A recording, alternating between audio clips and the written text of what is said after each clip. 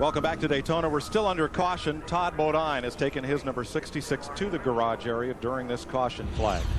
Now let's see if we can figure out, did this car, number 15, touch the back of number 77, Chad Chaffin, trigger this down in turn 1? As they go into the turn, watch closely. It's very hard to tell. He's up awfully close there right now. Right there, it does look like to me, Mike, that he might have touched him. I'll go a step further.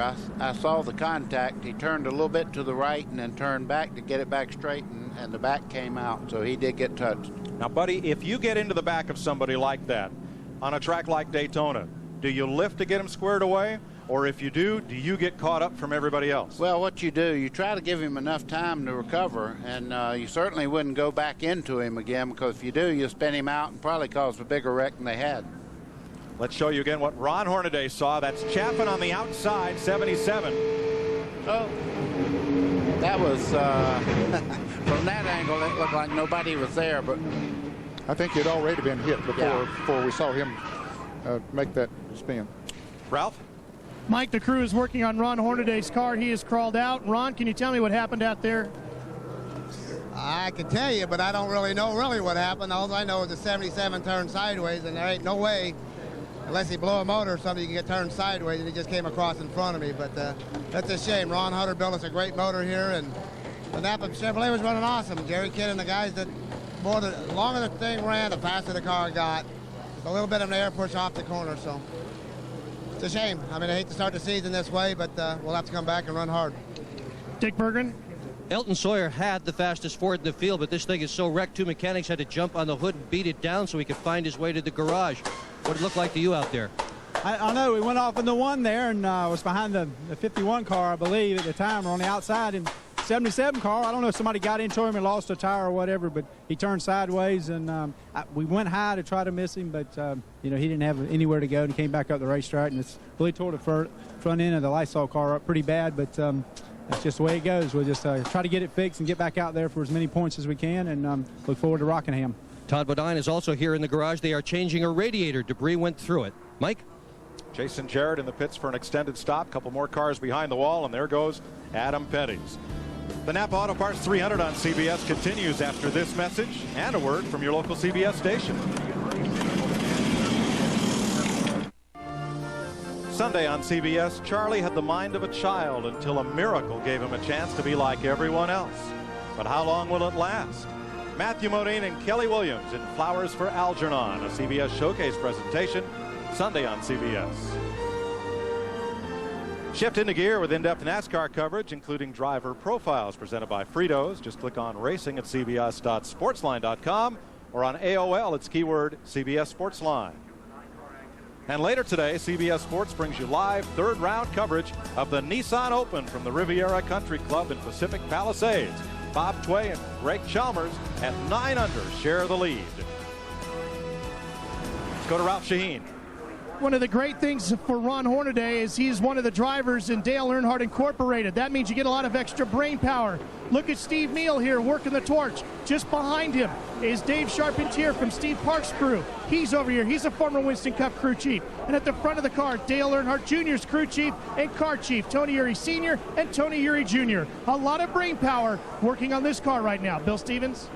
Ralph, Todd Berry is the crew chief for Kevin Harvick, having a great run today in second place. You made some tire adjustments in the last pit stop, air pressure. Is the car any better now? Yeah, well, we hadn't run long enough here to tell. It's longer in the runs, you know, things seem to get a little tight, but Kevin's doing a great job in this AC Delco Monte Carlo, and we just keep riding here under caution a couple of laps. We're going to make this thing on one stop.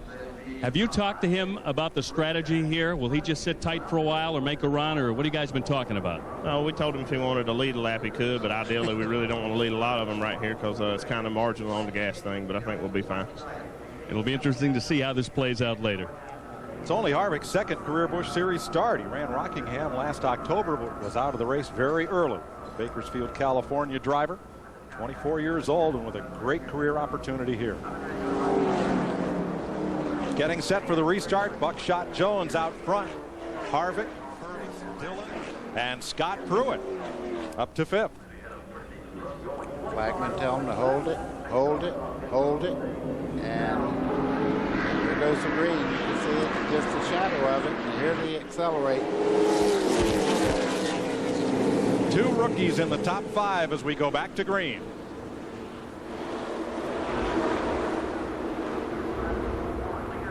There are 20 cars on the lead lap. Bill Parsons is the last car on the lead lap.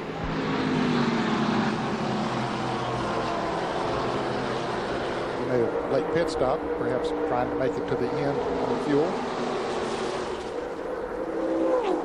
Cars on the lead lap started in the outside lane, lapped cars on the inside lane, so there'll be some shuffling here. Yeah, it was scary. I thought they were going to stay single file for at least one straightaway, but that didn't happen. They're back double file just behind the first 3 cars as they come off turn 4. Jeff Purvis back up there to the 3rd spot. Dick Berggren. Chad Chafin, you were right in the middle of that big accident. What happened? Well, I think we were actually the beginning of it. We were coming down the short chute going into turn 1, and something just gave loose on the car. I believe we cut down a left rear tire. I know me and the 5 car made contact in the pits, and maybe he had knocked a piece of sheet metal in on the car or something. I either cut a tire down. Kind of felt like I got bumped from behind, but I don't really think I did. I think something cut down on the left rear and the car just turned around. Everybody in the care center okay? Yeah. Adam was bruised up a little bit, but he's fine, and Casey and Hutt, they're doing all right, so no injuries there. Okay, good luck next time. See, drivers don't have the instant replay that we have. He did get touched, but it might have been after the tire was starting to go down or something. One of the lead cars, lead pack cars, Tim Fedor, came in for a change of tires. Apparently he had a tire go down. He's going to go a lap down. Now there'll be 19 cars on the lead lap. And Mike McLaughlin's back on track after replacing the fuel pump. 3 cars have broken away. Buckshot Jones, Kevin Harvick, and Jeff Purvis. And from 4th on back, it's 2 wide. Heavy traffic. Yeah, that's right now the only reason they're not running 3 wide is there's not room to get up there. They're kind of squeezing out right now. The cars are really on fresh tires, and they're going pretty hard right now. One of the most impressive runs here today has been that of Scott Pruitt. He started 19th. He fell back to 27th. Now he's in the top 5, and this is his first appearance on a super speedway as he gets ready for tomorrow's Daytona 500. Keep your eye on Scott Pruitt, number 97. Pruitt started his career in go-karts, and except for a stint in Trans Am and International Motorsports Association GT cars, he's been an open wheeler most all his life. So drafting, a little new to him. How do you spell go to school? He's fixing to go to school because there's a lot of guys that know how to draft, and he's going to catch himself right now. You can see he's getting on the outside of the racetrack, and he'll be in 3 wide traffic here before too long. We'll see how he handles himself. Here's Ford telemetry on board Jason Keller.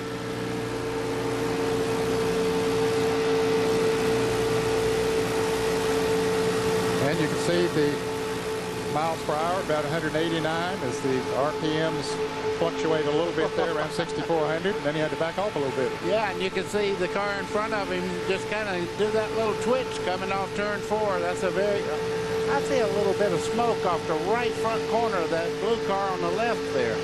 See it? Yes. There does appear to be some smoke. Maybe tire smoke. Looked like the fender was rubbing the tire a little bit.